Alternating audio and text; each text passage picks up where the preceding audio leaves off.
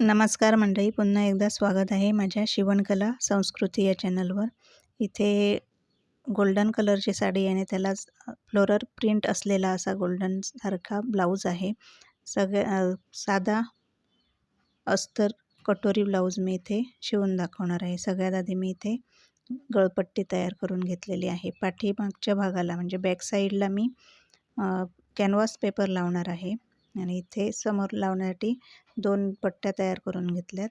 आता इथे blouse piece कमी होतं, मग जी योकपट्टी असते त्याला कापड कमी पडलं. मग असे 4 जोड देऊन जे 4 छोटे-छोटे तुकडे जोडून मी एक मोठी योकपट्टी तयार केलेली आहे. काही वेळा असे ब्लाऊज पीस कमी असतात, मग असं काहीतरी करून जुगाड करावा लागतो आणि ब्लाऊज शिवावा लागतो. यानंतर मी त्याला अस्तर जोडून घेतलेलं आहे. अस्तर जोडल्यानंतर साईडचं जे कापड असतं ते कापून टाकलं आणि दोन्ही योकपट्ट्या मी अशाच प्रकारे तयार करून घेतल्या. यानंतर कटोरीला अस्तर लावायचं आहे. आता इथे चारही बाजूने शिलाई द्यायची आहे. शिलाई दिल्यानंतर त्याला व्यवस्थित करून कापून घ्यायचं आणि जिथे नॉच दिलेले आहेत तिथे टक्स देऊन घ्यायचा. कटोरी तयार. त्यानंतर इथे स्लीव्ज तयार करून घ्यायचे आहेत अस्तर जोडून. इथे सरळ बाजूला अस्तर मी जोडून ते पलटवून घेणार आहे. दोन्ही एकदम असे मी किंवा स्लीव्जला अस्तर जोडलेलं आहे. एका पाठोपाठ एक असं दाब शिलाई देऊन घेतलेली आहे. यानंतर स्लीव्ज पलटून त्याला अशा प्रकारे शिलाई देऊन घेतली, जेणेकरून अस्तर आणि मेन फॅब्रिक हलू नये. इथे व्यवस्थित त्याचं कटिंग करून घेतलं, पण पुन्हा मध्ये एक नॉच देऊन घेतला, म्हणजे जोडण्यासाठी शोल्डरवर त्याचा उपयोग होईल. इथे आता जो फ्रंटचा राहिलेला भाग होता शोल्डरकडचा, त्याला मी अस्तर लावून घेतलेला आहे. त्याच्यानंतर त्याला अशा प्रकारे तयार करून घेतलं. इथे हे प्रेस बटन पट्ट्या ज्या आहेत त्या तयार करून घेतल्या. यानंतर जी कमर पट्टी जी असते बॅक साईडला जोडायची ती इथे तयार करून घेणार आहे. 2 तिरकस पट्ट्या जोडून घेतल्या, त्या सरळ जोडून घेतल्या. जे राहिलेल्या कापडात ह्या पट्ट्या मी तयार केलेल्या आहेत, त्याच्यामुळे एक तिरकस एक सरळ अशा पद्धतीने जोडून मोठी पट्टी तयार केली. आता गळपट्टी तयार करूयात. 2 अस्तरचे तुकडे जोडून घेतलेत मधोमध. त्याला कॅनव्हास पेपर मधोमध शिलाई करून घेतला. जादाचं कापड कापून टाकलं. साईडने दुमडून घेतलं. मध्ये नॉच देऊन घेतला. आता बॅक साईडला अस्तर जोडायचं आहे.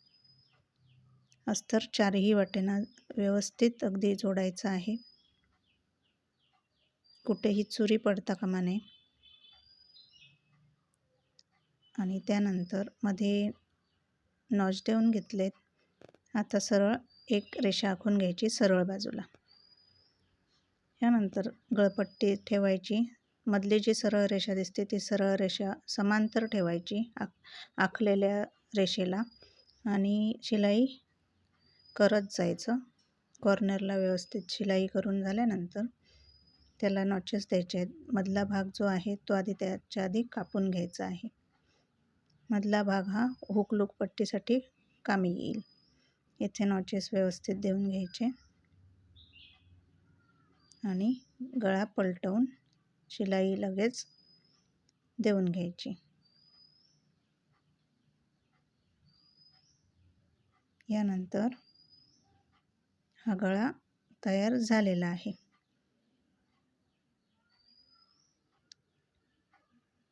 परफेक्ट असा गळा तयार झालेला आहे. त्यानंतर आता आपल्याला टक्स आखून घ्यायचे आहे.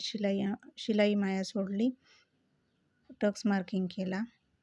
आता डबल शिलाई घालून टक्स तयार. दोन्ही टक्स देऊन झालेत.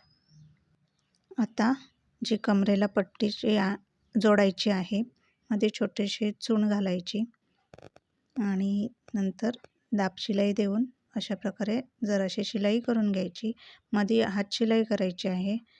काही वेळा मशीनने जेव्हा आपण शिलाई करतो तेव्हा ब्लाऊज कमरेकडे उचलण्याची शक्यता असते. यानंतर फ्रंट साईड मी इथे कटोरी जोडून घेतल्यात, त्याला ओव्हरलॉक केलं. आता योकपट्ट्या उलटवल्यात मी आणि अशा प्रकारे जोडून घेतल्यात. याला देखील ओव्हरलॉक करून घेणार आहे. ओव्हरलॉक केल्यानंतर इथे दाबशिलाई दोन्ही साईडला देऊन घ्यायची आहे. आता कमी जास्त अंतर जे असेल ते इथे मार्किंग करून घ्यायचं आणि त्यावर शिलाई घालून ते कापून टाकायचं साईडचं कापड. मधला जो भाग उरलेला होता गळपट्टीचा तो इथे मी वापर करणार आहे हुकपट्टी आणि लूपपट्टीसाठी. हे या पट्ट्या जोडून झालेल्या आहेत. एक वाढीव पट्टी असते आणि एक हुकपट्टी ही वाढीव पट्टी नसते. त्याला दुमडून अशा प्रकारे शिलाई करून घ्यायची. आता एक वाढीव पट्टी असल्यामुळे जरासा फरक इथे दिसतो आपल्याला, तो कट करून घ्यायचा.